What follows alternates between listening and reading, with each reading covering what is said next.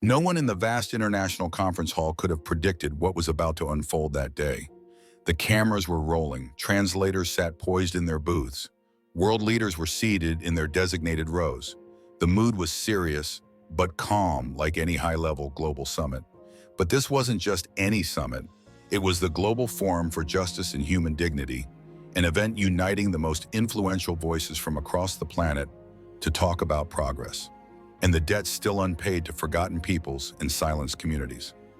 Among the most anticipated speakers was Denzel Washington. He wasn't here as an actor, but as a humanitarian, a representative of a global campaign for social justice and moral renewal. Rumors had spread that he would deliver one of the most powerful speeches of the summit, and he did not disappoint. At first, he rose from his seat with quiet strength, adjusted his cufflinks, and walked calmly to the podium. With his deep, signature voice, he began, "I thank the organizers of this historic forum. Today I stand not as a celebrity, but as a servant of truth, as a witness to the pain and power of forgotten voices." The crowd listened closely. He spoke about reconciliation, about listening, about learning from injustice. He praised reforms in struggling nations. He declared that the world was entering a golden era of accountability.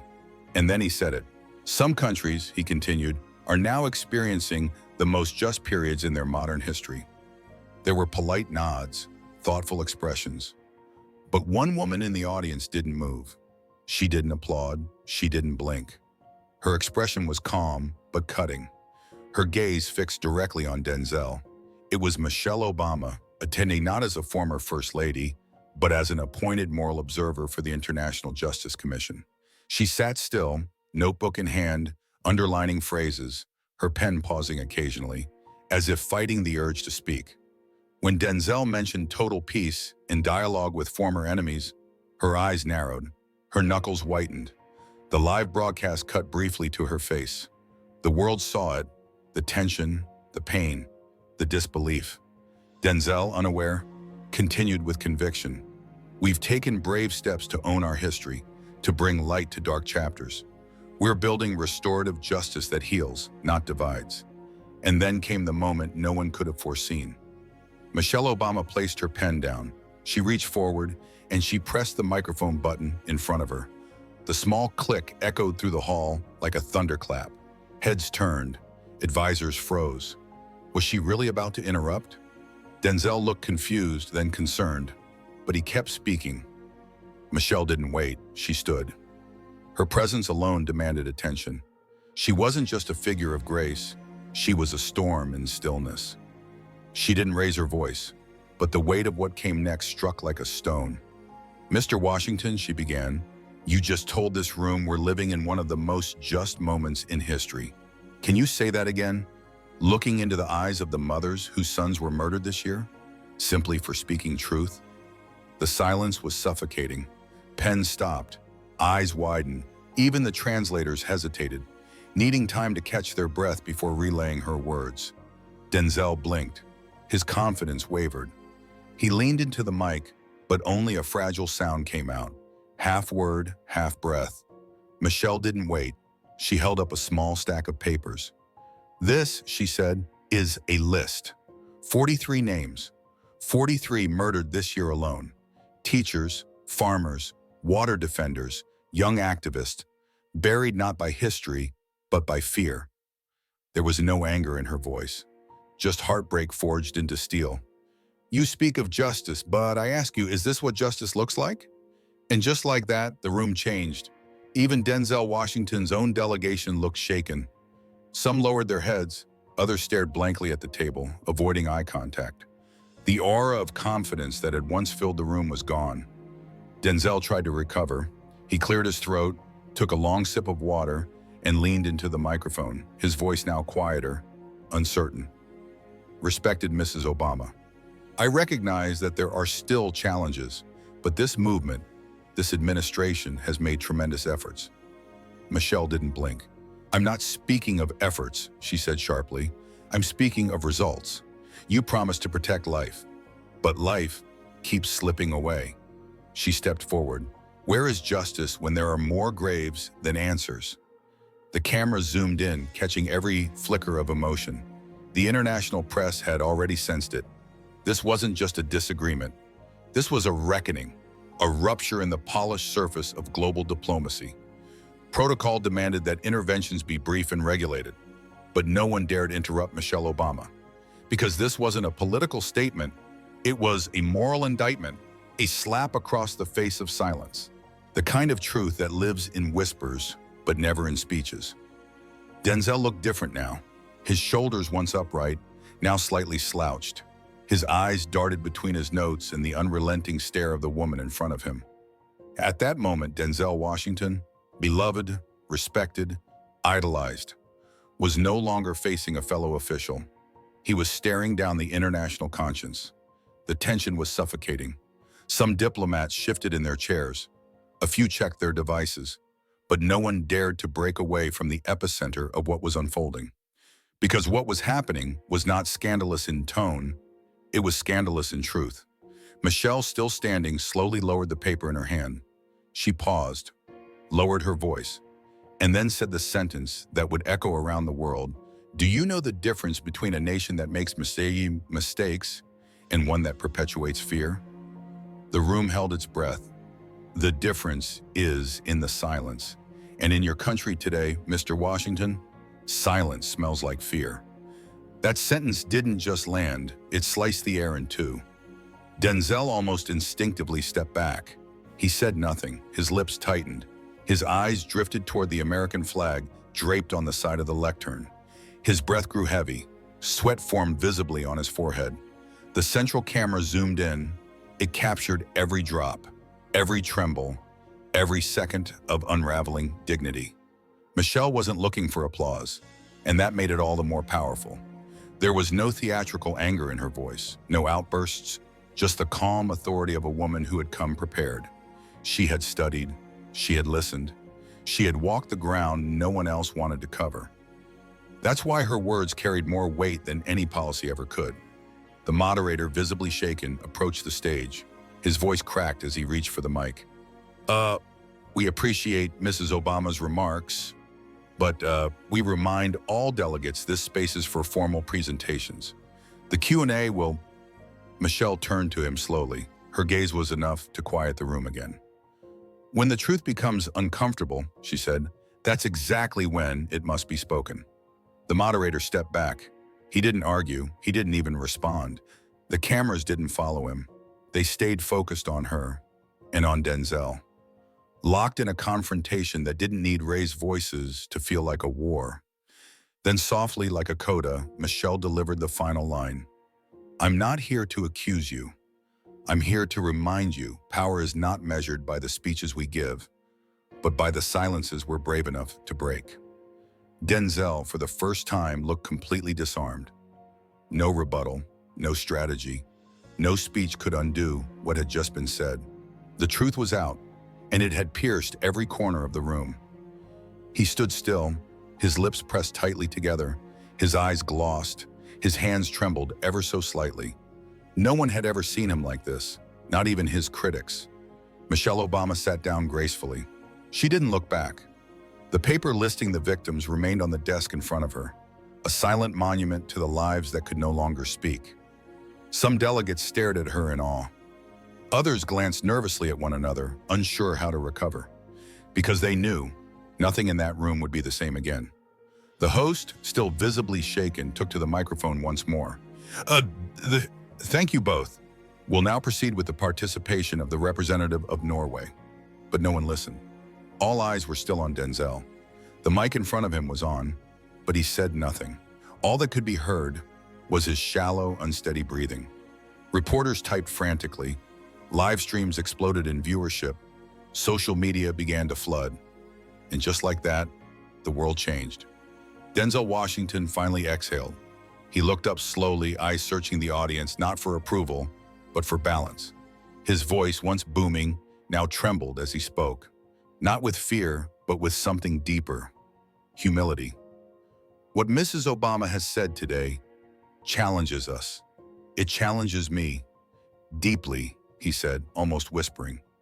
I won't stand here and pretend everything is fine, but I also won't accept that we are a country of indifference." A ripple moved through the room. Some nodded, others expected more, some kind of bold statement, but it never came. Instead, Denzel lowered his tone further.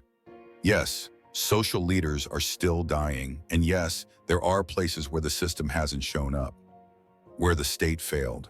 But I want you to know we are not silent. I hear it, I've been hearing it, and I will keep listening." But the words hung in the air, without power. They didn't fall flat, but they fell short. Michelle Obama looked at him in silence, not with scorn, not with triumph, but with the stillness of someone who had already said what needed saying. And then, unexpectedly, someone stood. A frail, elderly woman in the third row. Her hair was pulled back. She wore a simple gray shawl and clutched a white handkerchief in her hand. She belonged to the small, symbolic delegation of victims invited quietly to attend the summit. Most hadn't spoken, until now. Her hand trembled as she raised it, and then her voice broke through the room. "My son was one of those leaders," she said. "They killed him for defending the river near our home. No one ever told me why." Silence collapsed over the room like fog. Denzel lowered his head. Michelle turned gently toward the woman. She didn't move. She just listened. "He wasn't a criminal," the woman continued. "He wasn't a guerrilla. He was studying law. He said he wanted to speak at a summit like this someday, but they silenced him first." No one moved. No cough. No shuffling of paper. Even the translators paused, for silence had now become sacred. "I'm not here to demand justice through anger," she added. "I just want to know, why did my son have to die? Where is peace when the ones who defend life are the first to be buried?" Michelle gripped the sides of her chair tightly. Denzel didn't speak. His eyes welled, and for the first time in the entire summit, his expression wasn't confusion. It was helplessness. And then, protocol shattered. Michelle Obama rose from her seat once more.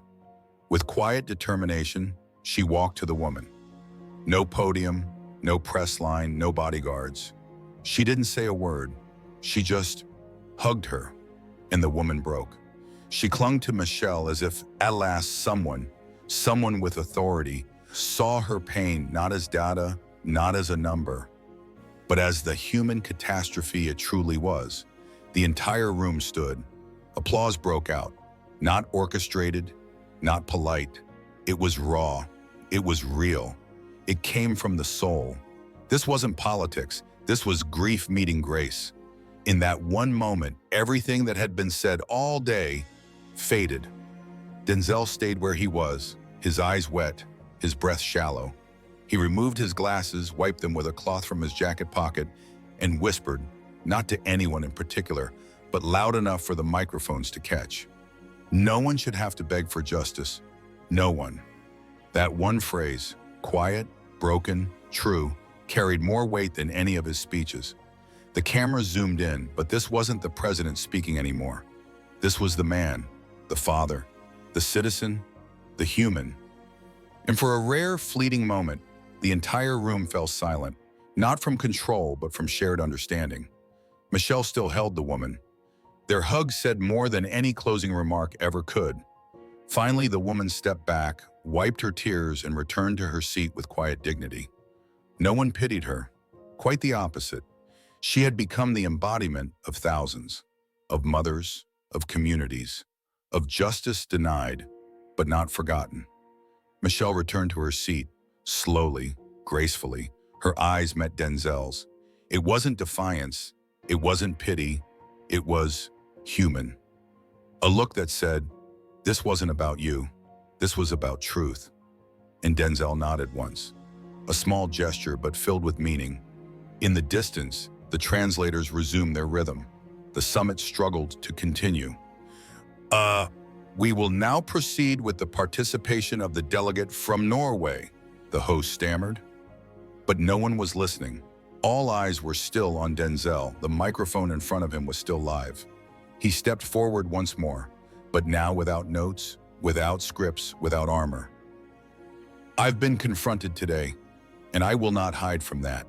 His voice, though low, was unwavering. This summit was supposed to be a celebration of progress, but maybe it needed to be a mirror instead. And in that mirror, I see a nation still in debt. I will not defend the indefensible. I will not spin the unspinnable. I can only promise this. I will stop talking about justice and start acting injustice. No applause. But no contempt either, only stillness. And something else, a turning point. Michelle didn't respond. She didn't need to. Her silence said everything. And somewhere in the back, a European journalist whispered to his colleague, "This won't just make front pages. This will change things." He was right. It was that kind of silence, the dense, heavy kind that only settles when words have done what they were meant to do, to stir, to confront, to awaken. Denzel stood at the podium for a few seconds longer. He looked first at the elderly woman with the white scarf, then at Michelle Obama, and finally he sat down, leaving the microphone on, as if surrendering the last word to someone else. The summit moved on. Other nations spoke. Other leaders gave their statements. But the air had changed. The carefully crafted speeches sounded hollow, like echoes in a room that had already heard the truth. Nothing could match what had just happened. Online, the moment exploded. Clips of Michelle's words spread like wildfire. Where is justice if there are more graves than answers? Power is not measured by speeches, but by the silences we dare to break. But it was Denzel's quiet whisper caught on a hot mic that resonated just as deeply. No one should have to beg for justice. International broadcasters cut into their live programming. Newsrooms scrambled. In Denzel's home country, the story ignited debate. Some called Michelle's act courageous. Others said she crossed a diplomatic line. But beneath the politics, one truth remained. The issue of the forgotten defenders had returned to the center of the global conversation. That evening, as a formal reception began in an elegant hall nearby, Denzel walked alone through the quieter halls of the hotel where his delegation was staying. His suit jacket hung open. His steps were slow. In his hand, almost like a relic, was the white handkerchief the grieving mother had handed him in the hallway. Tear-stained, soft with age, and more powerful than any prepared remark. A staffer approached him hesitantly. "Mr. Washington, will you be attending the reception with the other heads of state?" Denzel glanced at the staffer, then down at the handkerchief. "No," he said quietly. "I don't have anything to celebrate tonight." And he kept walking. Not as a head of state, not as a celebrity, but as a man changed. That night, the European city hosting the summit sparkled under lanterns in a clear sky. But inside the diplomatic hotel, the mood was subdued. No toasts, no laughter, only quiet conversations in dimly lit corridors, and glances that said, "We saw something real today, something rare." Michelle Obama sat alone at a table in the reserved dining room for judicial delegates. She wasn't eating, just holding a glass of water, staring out at the hallway with a stillness that held weight. She didn't want applause. She wasn't giving interviews. She had done her duty, and nothing more. But inside, she knew it had changed her too. Her assistant, a young lawyer, approached with a tablet.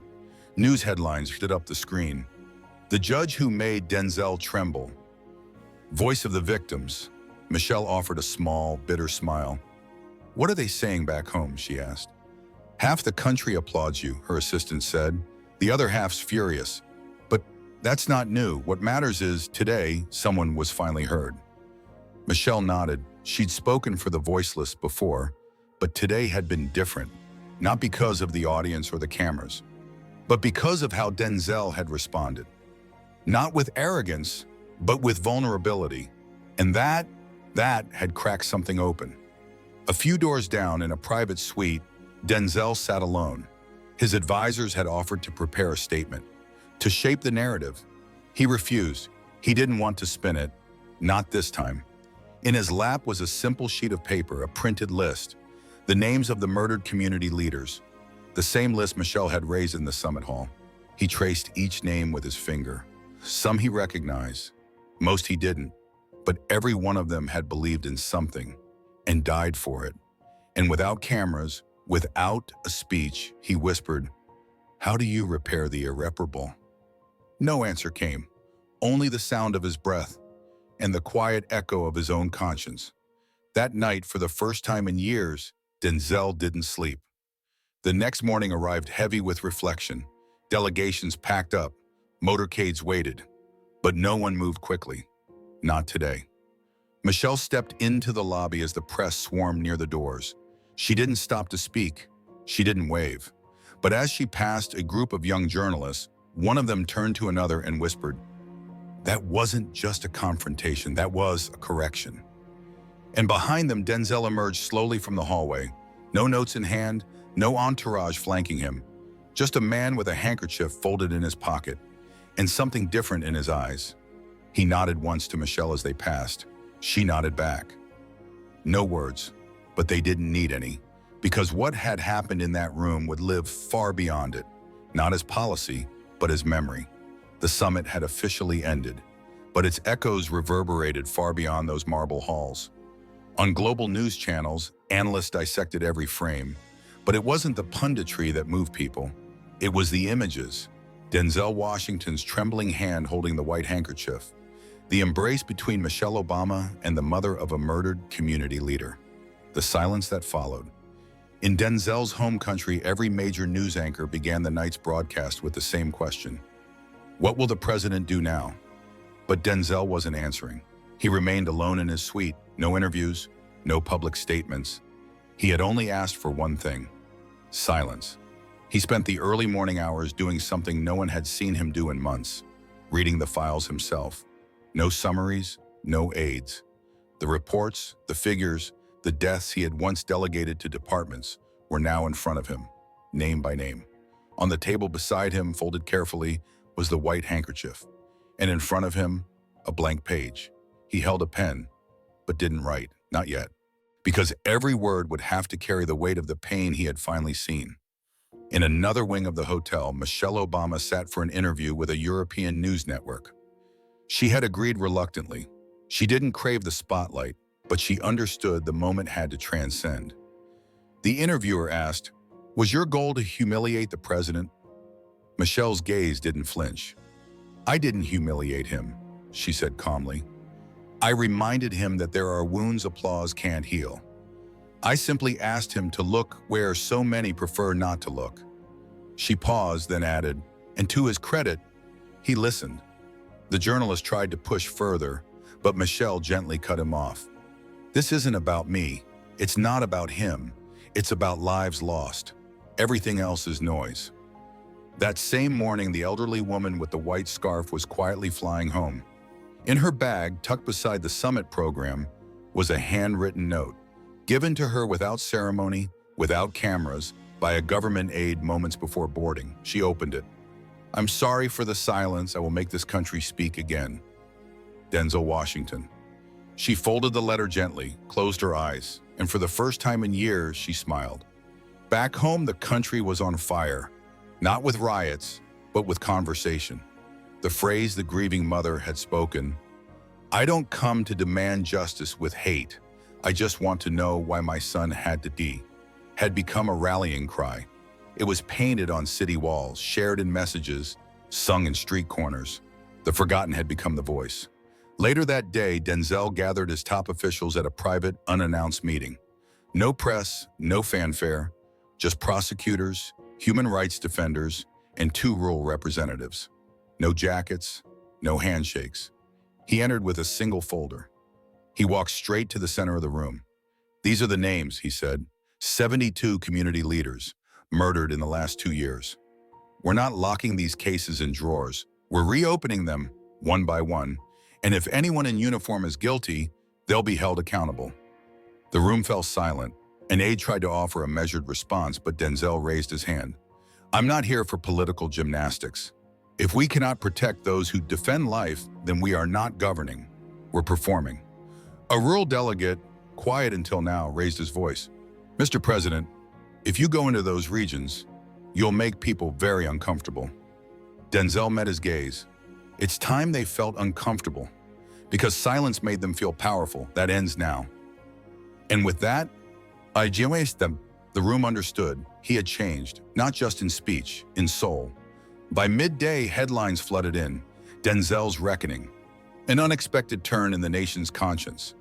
Even his harshest critics paused, unsure whether this was strategy or the start of something real. Those who knew him best said quietly, "This time it's not calculated. This time it feels like he's carrying it." Meanwhile, Michelle Obama was back in Madrid. She returned to her office quietly. No press, no interviews, just her coat, her briefcase, and a tired gaze. On her desk, a letter, handwritten, from Denzel. She opened it. "Judge Obama, what happened at the summit wasn't humiliation. It was revelation. You didn't come to attack me, you came to save me, not as a politician, but as a man. Thank you for not staying silent. Thank you for making me uncomfortable." Michelle read it twice, then exhaled. She didn't feel proud, she felt relieved, because sometimes the truth doesn't change the world overnight, but it wakes someone up. Back in Denzel's country, the mother with the white scarf was invited to a primetime interview. She refused again and again. "I'm not a symbol," she said. "I'm not famous. I'm just a mother." Eventually, she agreed to speak, once on radio. No cameras. Her voice was calm, not angry, just clear. And across the country, millions listened. "I didn't come to that summit seeking revenge. I came seeking answers. And if someone wants to give them now, I hope it's done seriously. Not for image, not for applause, but out of respect, out of memory." While Denzel spoke those words on a quiet radio interview, hundreds of messages flooded the station, not from politicians, but from ordinary people. Farmers, teachers, mothers, students, all echoing the same simple phrase, "Thank you for speaking for us." Because sometimes a single truth spoken in the right place can awaken an entire country. Days passed since the summit closed, yet its impact throbbed like an open wound in the nation's heart. Denzel had called for a special visit to the southern regions, those forgotten corners where politicians rarely tread, much less without cameras or official entourages. The communities awaited him with skepticism. They'd heard promises before, beautiful speeches, but this time was different. There was no platform, no grand speech, just Denzel, a notebook in his hand, and a humility more powerful than any presidency. He walked dusty streets, greeted barefoot children playing in the sun, stopped before a small, makeshift chapel adorned with a hand-painted mural. A young man's face gazed out, his name written in blue beneath it, Luis Alberto Renteria. One of the names Michelle had read aloud. One of the leaders assassinated, a woman approached quietly.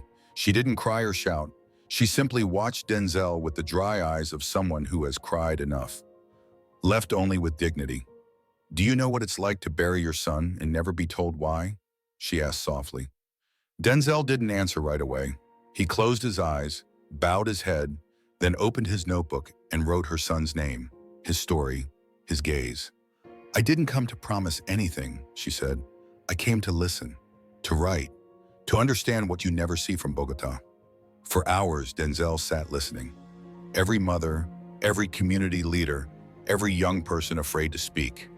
No speeches, no easy answers, just uncomfortable questions and willing ears. The story leaked. Reporters arrived unannounced, without official access. What they captured were testimonies, distant photos, and images of Denzel sitting on a wooden bench, writing notes as a sun-hardened farmer spoke. One such photo went viral, not for what it showed, but what it felt. A silent president, a human being, listening. On social media, thousands shared stories of social leaders from across the country. A hashtag emerged overnight, #NoMoreSilence. But this time it wasn't protest. It was awareness. It was stories, names, faces. And in Madrid, seeing that viral photo, Michelle simply smiled. "Now they're starting to talk," she whispered. In classrooms and universities, professors held classes debating the summit and its wake. Young people uploaded videos telling stories from their neighborhoods, names and places never seen on television before. Denzel continued touring remote regions. No bodyguards, just two aides with notebooks. Sometimes he said nothing for hours, just nodded, looked people in the eyes, took notes. One day, at the end of a long visit to a hamlet in Chocó, a shy girl no older than 10 approached him. He handed her a wildflower. His gaze was serious, heavy with the moment's weight. "Can you promise me," she asked softly, "that when I grow up, I won't have to fight, so I'm not killed for telling the truth?" Denzel was silent for a beat. He knelt to meet her eyes and answered with a broken voice, "I can't promise the future, but I promise that today I'm starting the fight, so this never happens again." The girl nodded and left. Denzel remained kneeling for a moment, the weight of that promise pressing down. Community leaders watched silently. No applause, no chants, only the feeling that, for the first time, someone was truly listening. Meanwhile, back in Madrid, Michelle was invited to speak at a human rights conference. At the end, a young lawyer approached. "What you did," he said respectfully, "wasn't just brave, it was necessary. You gave hope to all who believe justice can't be indifferent." Michelle smiled softly. She wasn't seeking recognition, but in that moment she knew. Sometimes a phrase spoken at the right time can move mountains. The summit's effect spread, not only across Colombia and Spain, but throughout the region. International organizations began demanding more transparency and protection for human rights defenders. What started as an awkward moment in an auditorium became a wave of change. Parliaments debated new laws to protect those who fight for social causes. In Colombia, the impact was undeniable. For the first time in years, Congress seriously discussed creating a national protection system for social leaders. Citizens and stories pushed the debate forward. Denzel participated no longer as a distant politician, but as a leader transformed by his people's truth. News broadcasts repeated images of him listening in villages, taking notes, committing to real reform. Even skeptics in the media began to see something was truly different this time.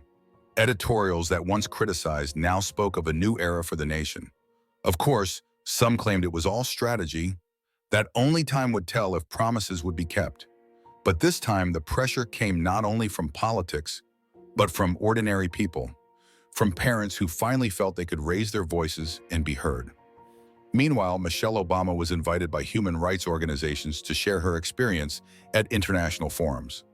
At one packed event, she was asked, "How did you find the courage to speak so directly amidst so much power and protocol?"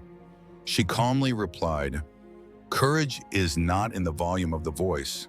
Courage is in truth, the choice not to remain silent, even when you know it will make others uncomfortable." The audience rose in a standing ovation, not for her title, not for her fame, but for showing that sometimes one sentence is enough to make those who speak from comfort tremble. Back in Colombia, the woman with the white scarf walked through her town cemetery. She knew the pain would never fade, but now her son's story would never be forgotten. There was one final step to close this chapter, a resolution that wouldn't erase the past, but would mark a before and after. Months later, Denzel returned to the region where his listening tour began. But this time he wasn't alone. He was joined by international representatives, journalists, and most importantly, community leaders from all corners of the country. The day had come to present a new law protecting social leaders, a reform built on stories gathered during silent journeys, on testimonies heard face-to-face, and on truth spoken without fear. In a simple ceremony under a warm sun, Denzel took the microphone. No prepared speeches, no grand promises, just honest words. "We are not here today to promise a perfect future. We are here to finally recognize those who taught us the value of truth, those who paid the highest price simply for speaking out." He called the woman with the white scarf to the stage. She walked slowly, tears in her eyes. Denzel handed her a copy of the law.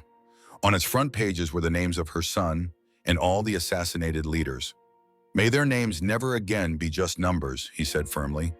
"May this law be the beginning of a country unafraid of truth."